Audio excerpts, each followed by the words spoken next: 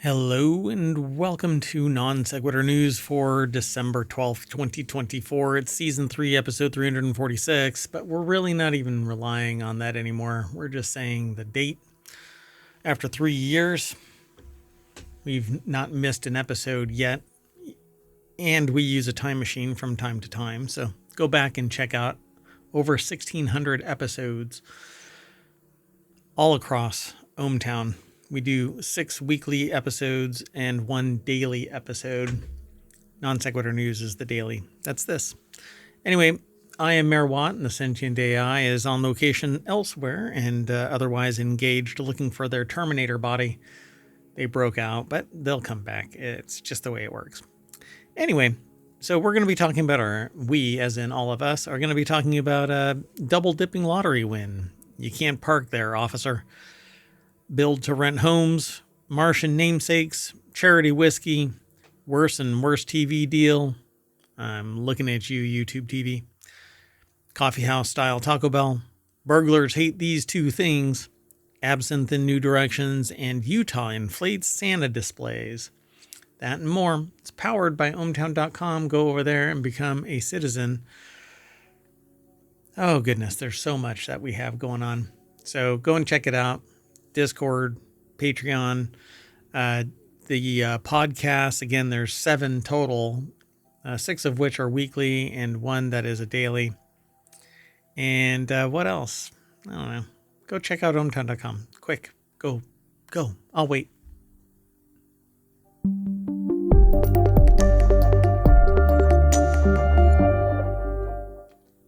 Alrighty. So, hey, I sometimes kind of make comments about how I run across technical issues periodically, and I figured out what was going on with my beacon.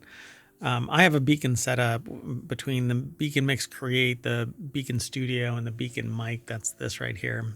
What's really cool about these things is they all have onboard computers that manage all of this instead of having software here and software there and mixing it within a mixer. The mic itself actually has a mixer built into it to some degree.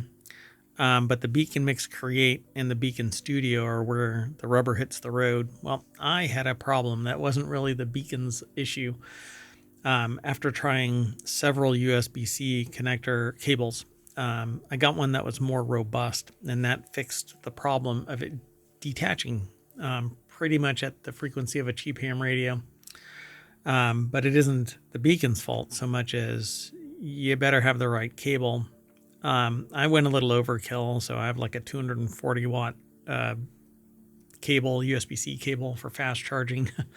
But yeah, I don't know if it's the data or if it was the power, but either way, I tried different cables and I finally solved it. But that's not what you're here for. This is Non Sequitur News, though, so be prepared for the wild ride that is the show. The very first article that we're going to talk about, though, is over in Rounders Gear, which is a show about tabletop gaming. Adult table gaming, not tabletop gaming, but table gaming, like, poker and, craps and all that kind of stuff. At one point, I actually created a product that was custom minted poker chips made out of metal, and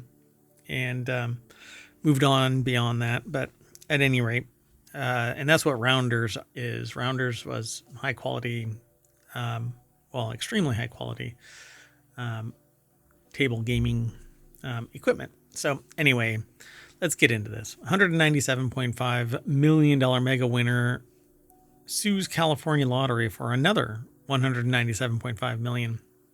So a Los Angeles man who won half of a $394 million Mega Millions jackpot a year ago is suing California for the other half. Faramars Lahijani claims he purchased 2 tickets with the same numbers from a Chevron gas station for the December 8th, 2023 draw, but he lost one of them. He still can't find it.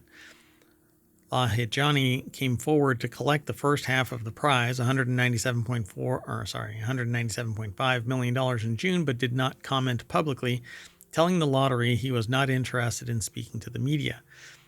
It's not clear why Lahijani chose to purchase 2 tickets with exactly the same numbers when one would have had the same effect. The lottery announced just after the draw that both winning tickets had been sold at the same outlet, a Chevron gas station on Ventura Boulevard in Encino, a first. So while this is incredibly unusual and interesting, it's not unheard of, the spokesperson said.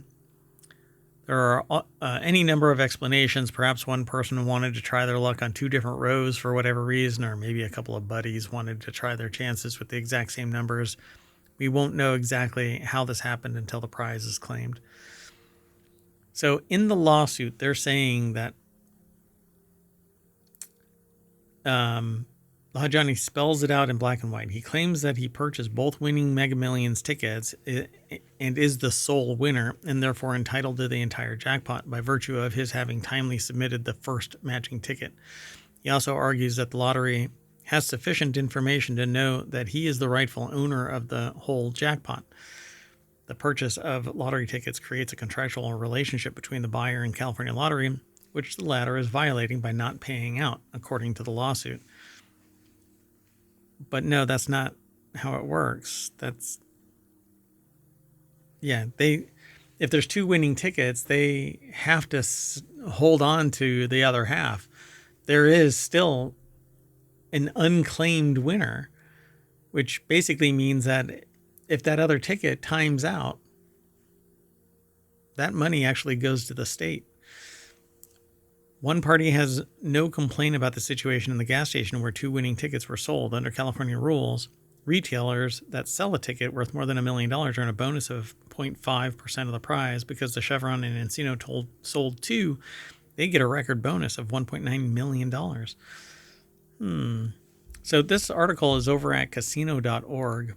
And we actually truncate it, but I don't know why it, for whatever reason, probably shouldn't even be like going, hey, there's like a glitch in the matrix over at Hometown, but there's not really a problem.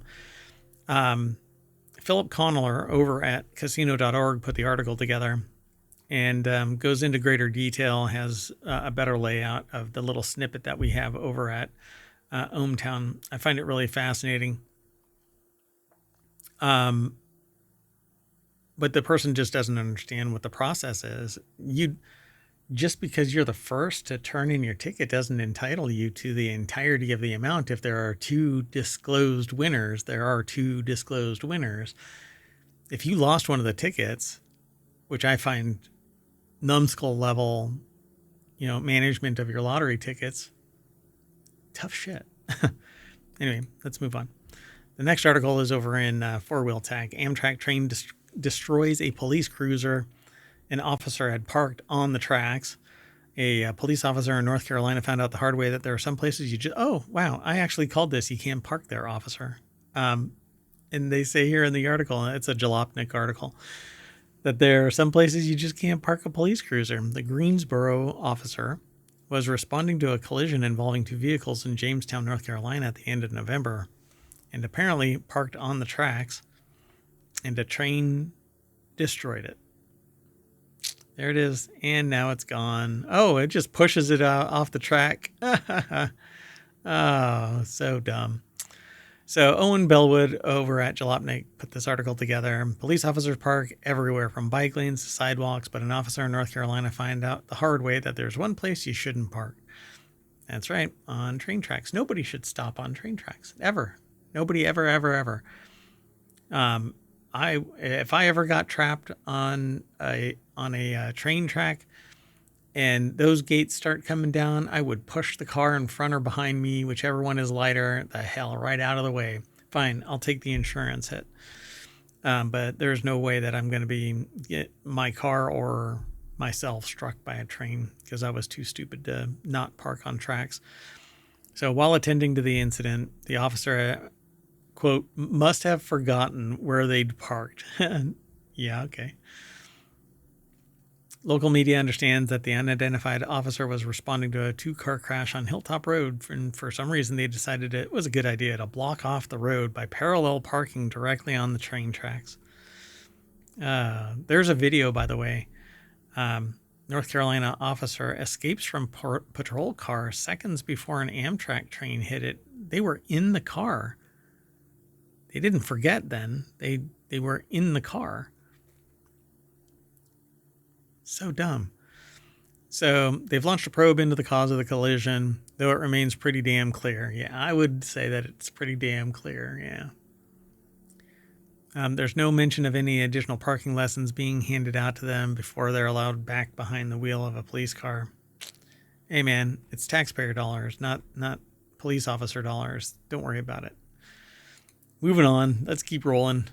Much like a train, we are a steam engine moving towards the end of Ohmtown's Main Street. So this next article might irritate you if, I don't know, I guess it depends on your moral compass. Build-to-rent homes popping up at a faster pace as buyers are priced out. The market has priced out many first-time home buyers, which consists largely of millennials entering a new stage of life as they begin to start a family. Companies are maximizing this by building neighborhoods of single-family homes to rent other than to sell, which is just shit, because it's constrained. I had a conversation with this last Tuesday, because I made mention to somebody that was going into real estate that they should use AI to predict where society is moving based on buying and activity patterns, and buy that land so that you can sell it, or partner up with a builder so that you can sell properties from that land, instead of taking the money for the land. You can kind of forego it for a little bit and let the builders kind of drip you money, kind of like an annuity. Anyway, Avalon Bay Communities, one of the largest multifamily real estate investment trusts, recently bought $47 million worth of townhomes in Bee Cave, Texas, and plans to invest over $1 million in the build-to-rent sector. It's just a piece of shit way to build your business. It seems predatory because then all you're doing is using your wealth to price out everybody else, and then you eke it back a little bit at a time. I mean, it's so shitty. Anyway, the article is over at thehill.com, and I give my opinion about these things, but you wouldn't want to be on the receiving end of this kind of a crap activity.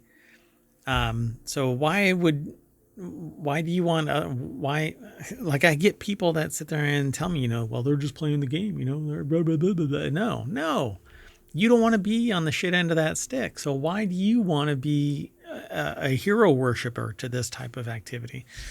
Many first-time home buyers are priced out of the housing market. Developers are building neighborhoods of single-family homes to rent.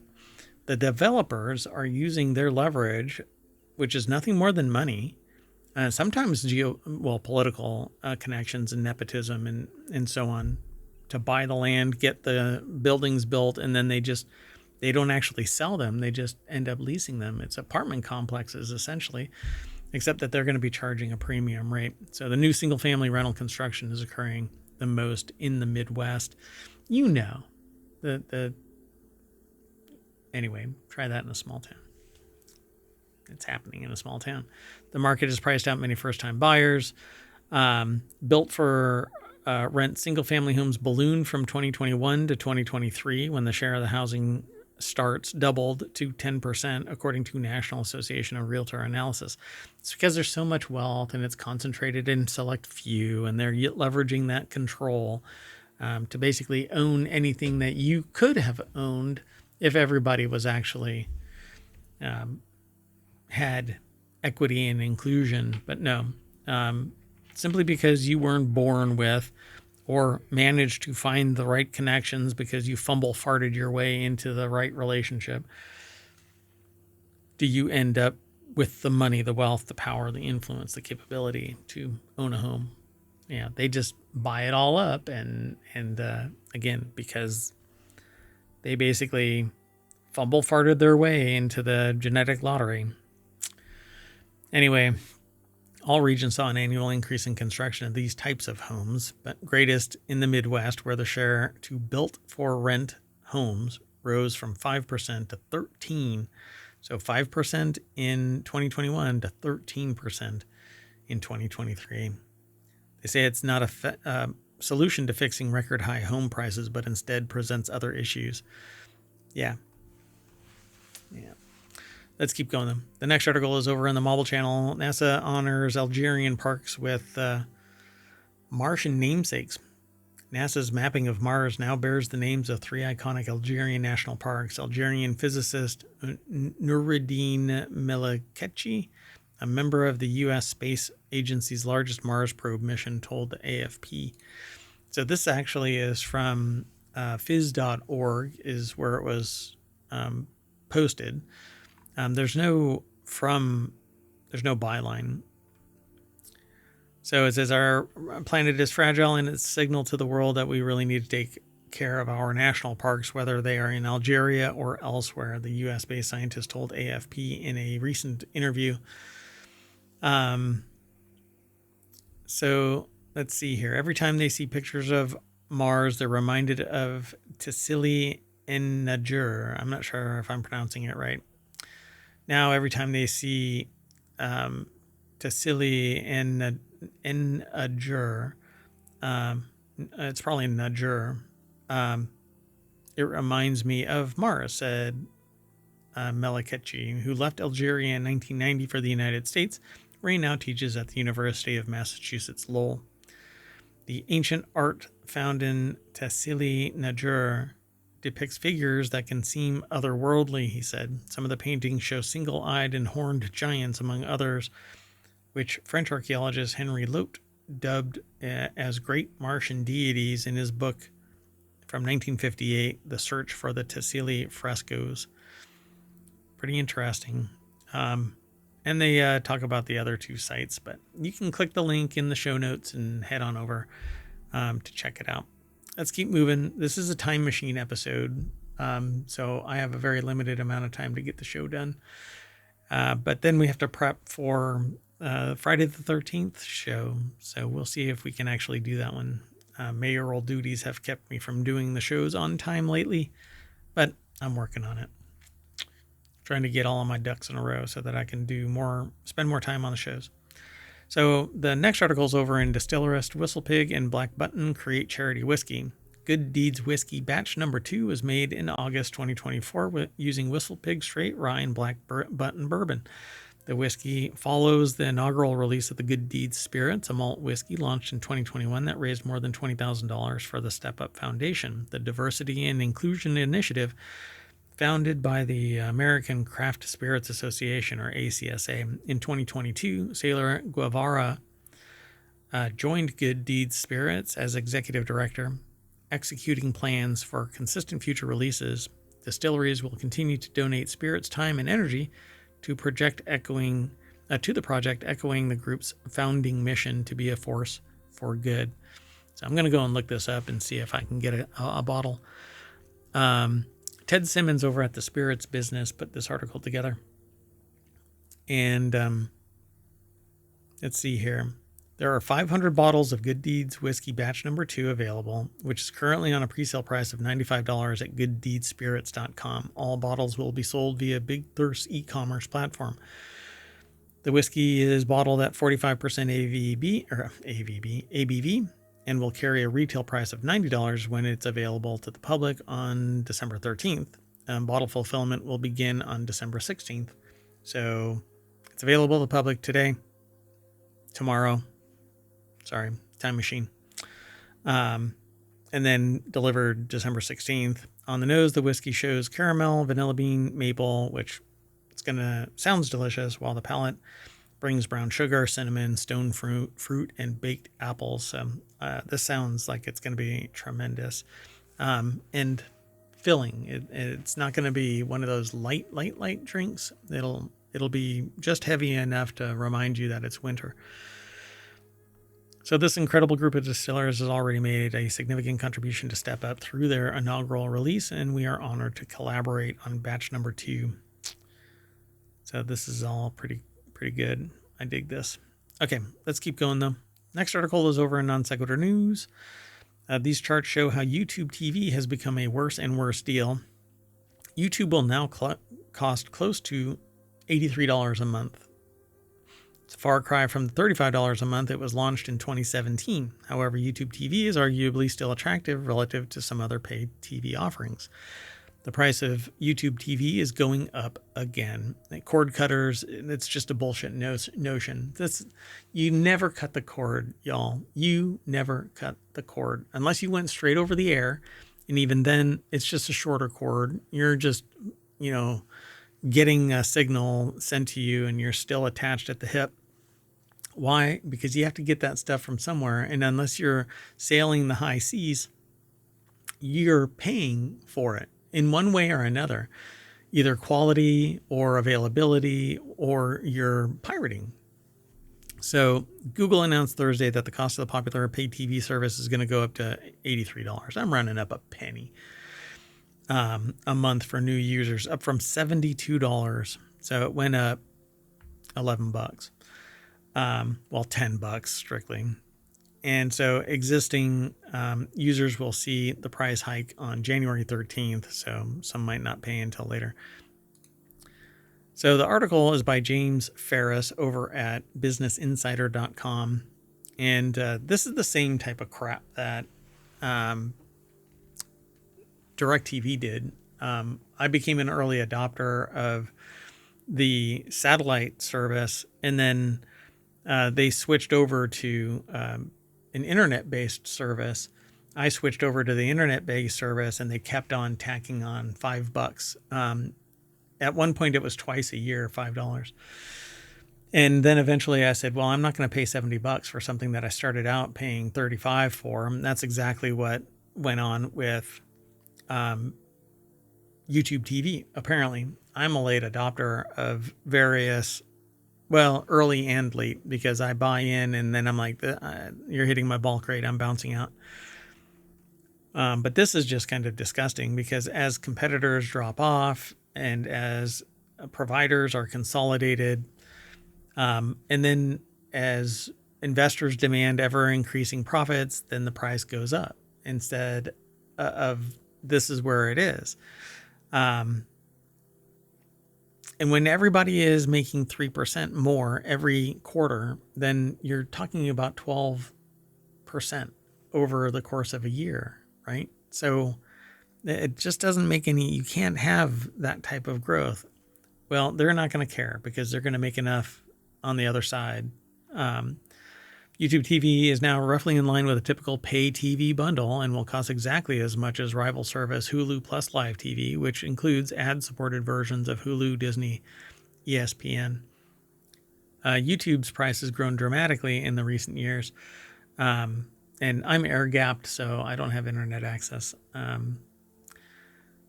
in my interface. See how it says it's temporarily down. So before the hike, YouTube TV was generally cheaper than many rival streaming TV packages. So it's almost like collusion, where everybody is working together to raise the price. Well, they did it, I am going to do it too. And if everybody does it, then everybody is benefiting. So there isn't any real pardon my language, there isn't any real competition. And I don't know about the whole slick interface that appeals to many cord cutters, but just face it, y'all, you never cut any cord. It's just this diluted definition of what cord cutting is. Cutting the cord from cable, all you did was reattach it via Ethernet. So although YouTube TV price growth has been eye-popping, the price of pay TV services from cable, the satellite to streamers has generally outpaced inflation per data from the U.S. Bureau of Labor Statistics. That includes the largest inflation surge in decades. Yeah. And the prices shoot up like a rocket and fall like a feather. These will not come down. Not until people bow out entirely. They're like, well, you know what? I'd rather do something else. And then the way that it works is everybody else will raise their prices because they see everybody transferring over in. Yeah, I'm waiting for the moment where Blue Sky starts charging for things because everybody moved in. Now they got to pay for the servers in a different way because advertisers aren't necessarily paying. Well, anyway, in other words, when fewer people pay for TV, the remaining subscribers pay more. That has created a flywheel effect, with customers fleeing the bundle even faster in favor of streaming services, social media, and other forms of entertainment. But then the streaming services, the individual, like Paramount Plus, Disney, etc., the pluses, those, they're raising their rates too. And so you end up going, well, shit, I'm still paying $180 a month for entertainment because it's all balkanized, and I can only, to watch Lower Decks, I have to subscribe to X. To watch past episodes of Castle, I have to subscribe to Y. And if I want to watch something on this service, I have to pay Z and back again. Think about Prime. I paid for Prime only to find out that they're going to raise the rates or if they're going to add ads to all of the accounts, unless you pay an extra $4, because the billionaire needs more money. It's freaking ridiculous. Anyway, I know there's a bunch of people out there that are like, well, who are you to say how much they charge? I'm the freaking customer. And I say that billionaires shouldn't be charging more. Anyway, and if you think that you're close to being able to sit there and be even a millionaire, and you're sitting there and complaining about this stuff that somebody else is saying something, you got your head wrapped around it wrong. But you know what? I guess I'm not playing the game. Anyway, it says we give all members flexibility to cancel their membership at any time. So that's their way of saying, kiss our shiny metal ass. If you don't like it, leave. Yeah, so off you go, everybody. Okay, so the next article is over on the Hatch Ideas channel, which is all about business transformation. Taco Bell is testing a coffeehouse style concept with cold brew and aqua fresca, but only in these locations. So Carl Stofers wrote the article. It was edited by Jessica Thomas over at entrepreneur.com. The concept combines Taco Bell's signature menu items with coffeehouse style beverages, including flavored iced coffees, cold brews, and aqua frescas. Agua. So this move aligns with Taco Bell's strategy to provide a dining experience that encourages customers to relax and connect. I don't know. That's like location based. I think most people go through a Taco Bell to get the hell out of there just so that they can get their food fast. I'd rather have higher quality than sit around connecting. Honestly, I just want good food. Taco Bell is piloting the Live Moss Cafe concept at select locations in Southern California and Las Vegas, and plan to evaluate expansion based on customer feedback. The concept is designed to get customers to have an elevated experience, and that goes beyond traditional quick service expectations. Nobody has that expectation at Taco Bell. Highlights include beverages such as the Mexican chocolate and spiced vanilla chillers, blended iced coffees topped with cold foam, and aguas refrescas. Wow, that actually got me tongue-tied. In flavors like strawberry passion fruit and dragon fruit berry, the cafe also features cold brew options and unique takes. This is not an ad. I like Taco Bell, but anyway, let's keep moving. We've got 3 more articles, including this one. The next article is over in Smack Talk from 9 to 5 Mac. Security cameras and alarms effective at deterring burglars, say burglars. So it's like the what's the thing? Kid approved, mother, whatever. What is that saying? Anyway, so it's by burglars for burglars, or by burglars not for burglars. I don't know. So if you've ever wondered whether security cameras and alarms are effective at deterring burglars, the answer is yes, and that comes from a very reliable source, the Burglars. KGW TV asked 86 inmates convicted of burglary what would make them more likely to rob a home. They probably said, hey, the keys sitting on the curb and nobody home. So Ben Lovejoy over at 9to5mac.com put the article together. And it says here, you might think, it says, lock your doors and windows, security cameras and alarms. That's the nuts and bolts of it. So, and that is why the mayoral mansion has security cameras and alarms and locks all the doors and the windows. So many people do lock their homes when they leave for the day, but a surprising number will leave the door unlocked or a window open if they're just heading out for a short time. No, never do that. Let your guard down once, somebody's going to take advantage of it. It's like cybersecurity. Everybody is trying to get in. You have to be right 100% of the time, because when you are wrong that 1%, somebody's going to find that opening and in they go. Asked if they would be less likely to break into a home with visible security cameras, most burglars surveyed said yes. However, they're relying on a smart door. If you're relying on a smart doorbell camera, you might want to add signage that warns that cameras are fitted, as not all cameras will recognize these. Not all cameras, not all criminals will recognize these, but criminals, come on. All right, let's keep going. The next article is in the Order of the Grape, which is all about wine, but we get a lot of news, and so this one actually has to do with distillation. Building on history, modern distillers are taking absinthe in unexpected new directions. The favorite, I don't know what this is, boisson? Of 19th century Paris, the great wormwood spirit is inexorably associated with its world-famous devotees. They list a bunch of people, but essentially there is something called the Green Fairy, which is the original absinthe, which had real wormwood in it, which supposedly, there's a hallucinatory aspect of absinthe, which isn't available anymore. Not in commercial purchase of absinthe. You'll still get the licorice aspect of it, but you're not going to get the hallucinatory aspect of it. But absinthe is hardly hog-tied by its history. When the author here, Evan Rail, put the article together, by the way, the art on this is pretty cool. And that was done by Colin Verity.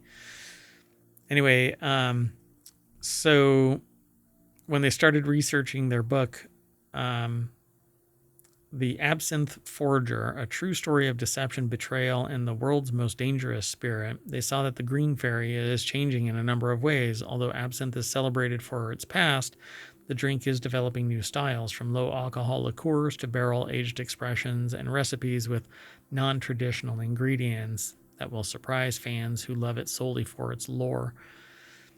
They first reported about the man who counterfeited historic pre-ban bottles of vintage absinthe in the 2021 VinePair column. Though there was obviously much more to the story and the secretive world of vintage absinthe collecting than that they could possibly fit into the article. So they started putting a book together. Absinthe Robet, I guess. In Germany, they visited Jan Hartmann, a distiller and scientist who served a glass of his own delicious absinthe. I guess it's Absinthe Blanc Noir. Made with citrusy andalumin pepper from Sumatra. Other distillers around Europe told them about using plants that their grandparents or parents had never heard of, or lesser known species of wormwood or herbs that grow only in their regions. So they say to add some chilies to give it a little spice if it's languishing, and it still has predominant flavor of anise, fennel, and wormwood, then it's all good. So those herbs can be a bit unorthodox. Lance Winters puts it into St. George Absinthe Verde. So kind of interesting. I don't think I've ever had absinthe of any ilk, but it says absinthe fans are super into tradition. When they distilled La Grenouille, they said, "Oh, Jesus Christ, this is much too floral. This is too Mediterranean. This is not absinthe." Other aspects might get a pass. Robinson cites the example of Denver's Leopold Brothers, whose Absinthe Verde is made with imported Chilean pisco, a grape distillate. Zufinek himself has made a popular mead-based absinthe using a distillate made from honey. So this article is a lot longer, but if you are interested in a anise black licorice flavor, then give modern absinthe a try, because it doesn't have the debilitating kind of hallucinogenic that the old school wormwood did, because it's not allowed anymore, at least not for sale. Anyway, let's keep on moving. The last article for today's episode is over in Non Sequitur News. It actually comes from ABC, but watch as giant inflatable Santas take over a Utah neighborhood. Santas at every turn. A couple captured the comical number of inflatable St. Nick's outside numerous homes in this Utah neighborhood. There's a video, and that's all it really is a video that shows. I'm going to hit play. It's already muted, but as you drive around, you see these inflated, they're all identical, inflated Santas. Oh, wow. But this is kind of like every house is identical, looks identical, so it's really not surprising to see the same Santas. Maybe there is a deal, and all of this neighborhood has taken up that deal to put these Santas out there. I think it's kind of interesting. This guy is racing through the neighborhood. Jesus. Dude, how fast are you going? Oh my God, there are a lot. Every street has like a dozen of these Santas. That is pretty wild. Anyway, follow the link. You won't regret it. And that'll take the link through ohmTown will take you over to abcnews.go.com. There's no byline here. It's just abcnews.go.com. Okay. Well, that's it. And we're going to turn off the blower, and that's going to deflate us right back to the front page of ohmtown.com. It is not December 13th. We are in a time machine. It's December 12th. So if I go back to December 12th, you'll see different articles, and I don't know what's going to be shown there, but on the 12th was the Game Awards, which I'm going to end up going back through and playing, although apparently there are some DMCA issues regarding that. So maybe I won't. I don't know. I'll have to investigate it a little bit more. At any rate, that's the end of the show. I am Merwad. I run ohmtown.com. The sentient AI isn't here to say bye, but I am. So bye-bye.